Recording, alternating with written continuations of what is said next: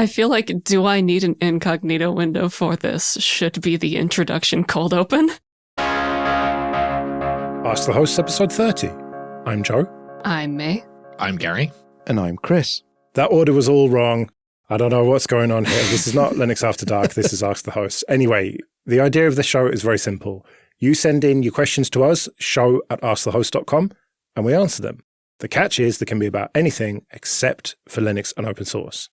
Before we get going, just to thank you to everyone who supports us with PayPal and Patreon. We really do appreciate that. And people on Patreon get these episodes 2 weeks before everyone else. The first question then from VT.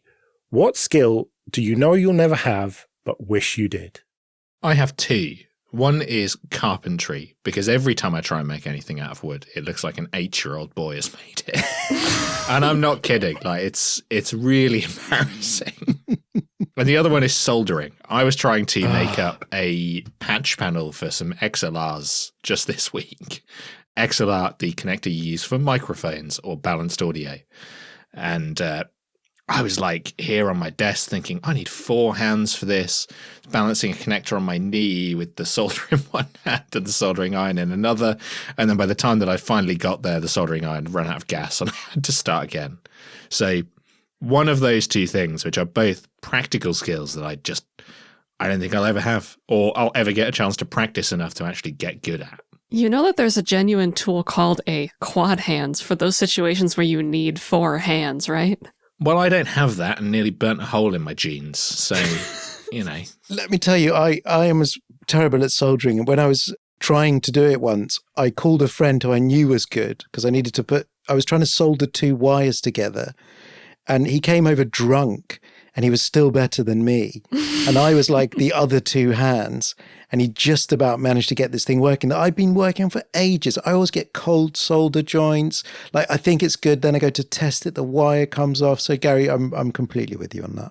Well, the upshot is that I had to solder 8 XLR things on the panel and then 8 connectors on the other end. And I plugged it in and it worked first time. Wow. So maybe I'm not as bad as I thought I was. I don't think that soldering is necessarily that much about skill. It's more about having the right tools, having good flux, good solder, and a soldering iron that is of consistent temperature. Yeah, mine was none of those things. I mean, the soldering iron I have, I'm led to believe, is actually okay. It's just that I lack the sufficient skill to use it or the speed to use it before it runs out of butane and I have to fill it back up. For me, it's maths, and it's just not going in after over 4 decades on the planet. And I remember at school not being good at it and fumbling my way through a GCSE. And then for some reason, despite that, I ended up taking chemistry AS level. And we started doing organic chemistry. And I was like, this is just more maths. I do not understand what is happening. And I try my best. I can get by. But I just, I had a maths teacher at school that had the symbol for pi tattooed on his arm. That's how much he loved maths. It's just never gripped me. I know people that are fascinated by it. They really get into a groove with it. It's just not going in.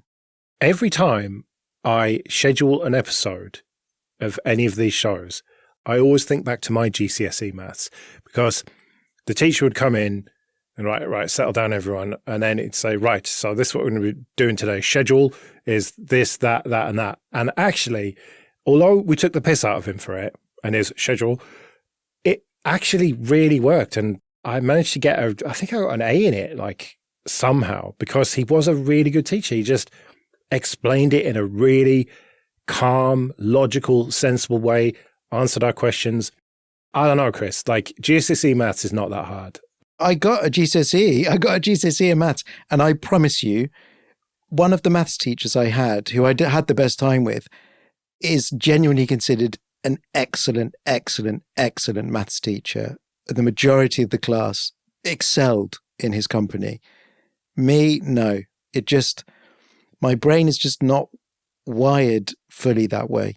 I do agree, though, anything beyond GCSE, which for the non-British audience is like GCSE is when you're 16 is when you do the exam. So anything beyond that is like, just completely I have no idea. I mean, I'm not even sure I could remember most of the stuff I did at Maths GCSE anymore, like refactoring an equation or something like that. Like, I've no idea. I dread to think what I'm going to do when my kids go to GCSE and they're like, Dad, can you show me how to do this? No, I haven't done it since I was a 15-year-old. Well, they have to do like the brackets first, then multiplication, I think. That's bid mass, isn't it? But like... Or bod mass? Yeah, I don't know. Brackets, indices, division, multiplication, addition, subtraction. Oh my god, you have different words for every math thing in Britain, don't you? We also call it maths. Yeah, because it's mathematics. Here it's a parentheses, exponents, multiplication, division, addition, subtraction. What's the word for that? It's not bid mass. PEMDAS? Please excuse my dear Aunt Sally, I don't know. I'd like to be good at illustration or 3D modeling, and there's just... One, I don't sit down to do it, but two, it's not a thing that I'm good at when I do sit down to do it. Like, I know people who can show me, oh, okay, so you want to draw a picture of that, so you're actually just going to need these lines here, and then your brain fills in the rest, and you see if I put this line here, then your brain stops filling it in correctly, but if I erase it, you're back to it. I don't know. I don't understand. It doesn't make any sense. It's like that draw an owl thing. Like, you draw a circle, draw another circle, draw the rest of the owls. Yeah, I think that I would like to be good at that, but I just know that I'm terrible. Like, no matter how many lessons I had, I would just be terrible at art. And so I've just given up. I think the only visual medium that I'm any good at is photography. And that's just easy. You just point the camera and click. Like, it's not hard, but I do have an eye for a scene and stuff. Like, I know what is going to look good in a photo. And like some of my photos, I think actually look quite good. And so, yeah, I don't need any of that old school art stuff. I'll just do photography. Any photographer who listens to us is now just tuned out and Yeah, that's unsubscribed. it. You just point the phone at it and, press the phone. My colleague's into photography. You've already lost him on that. None of this lenses nonsense and all that. I want to return just briefly to the soldering thing, Joe. That's how everyone who has a skill thinks of a skill. You just did the owl thing with the soldering, where you're like, yeah, you just need a good soldering iron, the right temp, like all these things you take for granted that are just part of the skill. Like, you have that because you have the skill. And the person sat down now with you would be like, yeah, you just draw the circle here, then some feathers. It's like, and then immediately they're way better than you. So that's how skills work. Yeah, I had this recently when I was training someone who had never used a mixing console to use a mixing console. And I was like, oh yeah, and you just set the compression ratio and the level at which that kicks in. And they were like, what? You've just completely lost me. I was like, oh yeah, that's a thing I once learned years ago that's now just part of my general knowledge, part of my brain. Well, I wish I had the skill to read the room and like be able to tell what people are thinking in social situations, because I'm just not very good at that. I just find myself just talking and then people have just zoned out and are looking a bit awkward. I'm like, oh shit, I've completely lost this conversation, haven't I? And I don't know, I'm just not very good at that. And I just wish I was better at it. You know, the first talk that I ever gave at a conference, the talk was right after lunch. And my subject was so boring that I put half of the room to sleep. Well, I've done talks before, and I feel like they went well. I mean, Gary has seen them, so he's going to diplomatically stay silent on this. But like, I think if people come to see you, like especially at an unconference, I don't know, people wanted to know about how to do this podcasting stuff. But I'm talking about more just like casual social situations, like at the pub or at a party or whatever. I just avoid this by avoiding most social situations. And that works just fine, Joe. Maybe you should try that. Note Gary's diplomatic silence about my talks. Charlie asks, what are you most scared of and how much money would it take for you to directly confront it? Also, can we film it? Well, no, you can't film it. But also, I don't think that there is a direct correlation between the amount of money you could pay me and my ability to overcome true fear. All right, what's the fear of? I don't really know. I found this really hard to think about. I mean, there are many things that I'm fearful of, which I don't really want to go into on this show. But I just don't think that there is an amount of money that could make confronting those things better. Because if you're truly fearful of something, then your ability to overcome that fear is somewhat limited, and is certainly limited more than your ability to earn money by other means, I guess. Well, it depends what kind of fears we're talking about here, right? Like, I have silly fears and then I have existential fears. Like, I have fears about the state of the world and what that might ultimately lead to. I don't think we need to spell it out exactly. But, like, yeah, you could give me £1 billion. If I'm melting in a fucking nuclear fire, that's not going to help me, is it? Well, yeah, this is true. I think I went specifically to more existential fears. But, for example, pay me a £5 to go and eat a hot chili in the pub, then maybe I might just do it. That's clearly a much more silly example, right? What about having a spider crawling all over you? Like, you would have to pay me a lot of money. I was going to say, it's animals for me. The last house I lived in before this one had mice, and it was always my responsibility to deal with them.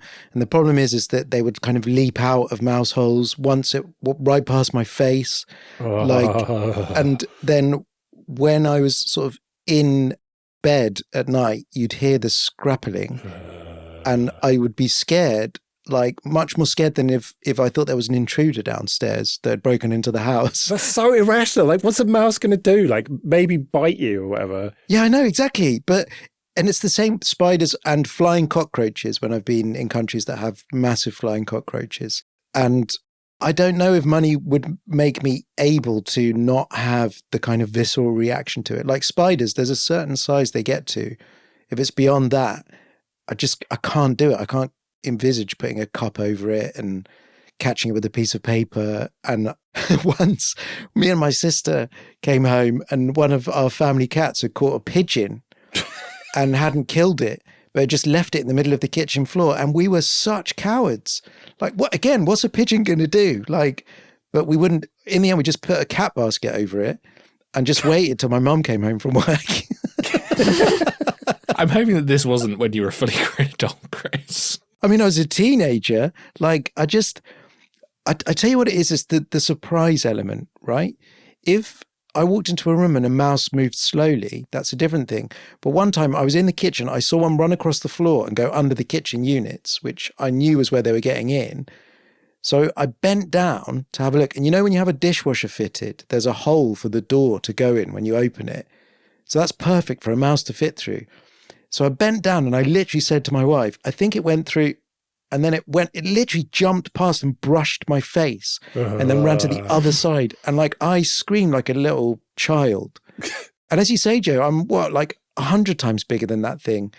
It's not going to do anything to me. But it's the same when we caught one, but it was still alive in the trap. Like, dealing with that is so hard.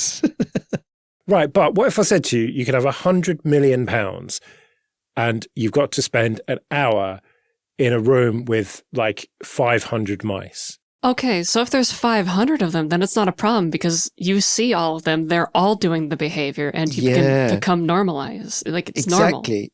One running in and out of the kitchen units in the dark when you've got no shoes on.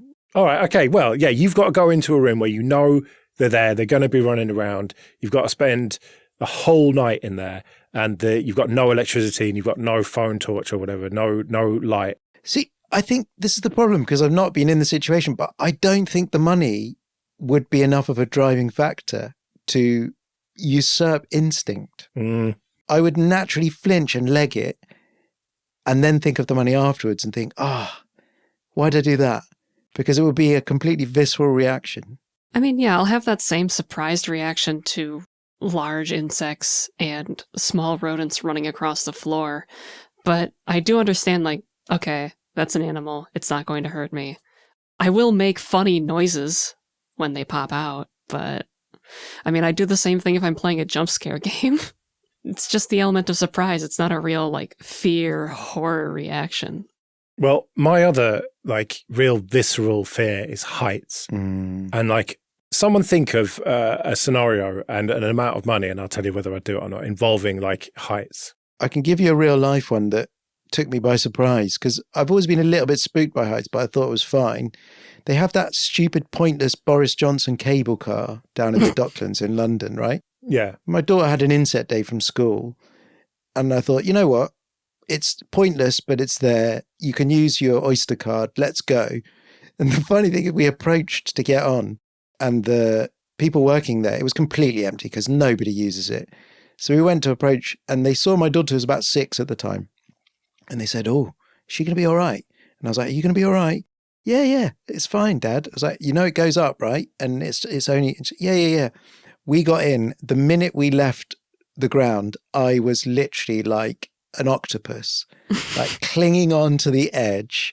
And then it was a really windy day, and they do sometimes close it when it's too windy, but it wasn't windy enough. We got halfway across, and I'm not joking, they stopped it. And I was like, "Are you having a laugh?" And it started swinging in the wind. And there are gaps in the bottom. Again, it's like the mouse thing, right? I'm not going to fall out of the gap, am I? It's like a 5 centimeter gap. But I was absolutely like paralyzed, terrified. My daughter was like jumping up and down and being like, "Dad, you're right. So if someone gave you 500 quid to do that and be stuck there for 15 minutes while it swings and goes, and bounces and doesn't move, and every so often someone comes on and goes, "We're terribly sorry for the delay. We'll be moving along, ladies and gentlemen. We have to wait for the wind to drop." Would you take 500 quid to do that? Not a chance. Yeah. 5 million maybe, but not 500. Yeah. Well, Chris, I take issue with your statement that thing is useless, because I used to use it every week because I stayed in the hotel on one side of it and I wanted to get dinner on the other side of it. It was like it was tailor-made for my dinner eating habits. There's a DLR station at both sides. Yeah, but you have to go via somewhere else, or I can just get on the really cool cable car thing. Or I can get on a shit sort of driverless train and have to change somewhere. No, just get on the cable car. All right. Both Toxie and Rajas asked, does free will exist? Now, I talked about this on a podcast a long time ago, where I think I said something like, I don't believe it to be true, but then my wife convinced me otherwise, or won the argument at least, and I still didn't believe it. Maybe it's more appropriate to say not in any way that we can perceive, but maybe? Well, I just firmly believe that you can give me all your philosophy talk and your science talk and your expert talk, but no one tells me what to do. I do exactly what I want, basically all of the time. So I have free will. Fuck you. Is that very spirit of fuck you, I do what I want, caused by your upbringing and everything that brought you to this point, though? Probably. Do you do what you think you want to do because it's the thing that you were conditioned to want to do? Probably. And because you think that, because you are doing what you want to do, you are doing what you want to do. But you're in fact doing the thing that you were always conditioned to do. Well, you can prove anything with facts, can't you? This has been explored in films, and often the pattern that happens is that, with erasing the mind is always a popular thing, isn't it? I want to erase my mind and just forget this has happened. And then the person does the exact same thing again and seeks out the same people and can never truly escape their certain fate. So I like to think that it's the myth that we live by to stay sane, but it's not as true as we think it is. I mean, look, Pop Sci kind of goes back and forth on this every few years, so just wait a little while and it'll be true again. But right now it isn't. I can't help but think that people who believe free will does not exist use it as an excuse to be an arsehole. Okay, that's not okay, though. And by their very own logic, they're an asshole recursively. Fuck them. They have the capital minus R flag on being an arsehole. I hope we reassured you, Joe. No, I'm still as confused as ever. And I still firmly believe that I have free will. Good for you. I refuse to accept it, is the bottom line. I obviously was joking about experts and stuff like that. But I think it's not really the kind of thing that you can be a true expert in. It's like the existence of God or whatever. It's just everyone's got an opinion on it, and we'll find out one day, maybe. Well, Joe, we got tired of listening to so-called experts a few years ago, and look how that's worked out for us. Well, exactly. But it's one thing to ignore experts on the economy, experts on geopolitics and stuff. But an expert on whether free will exists, do they exist?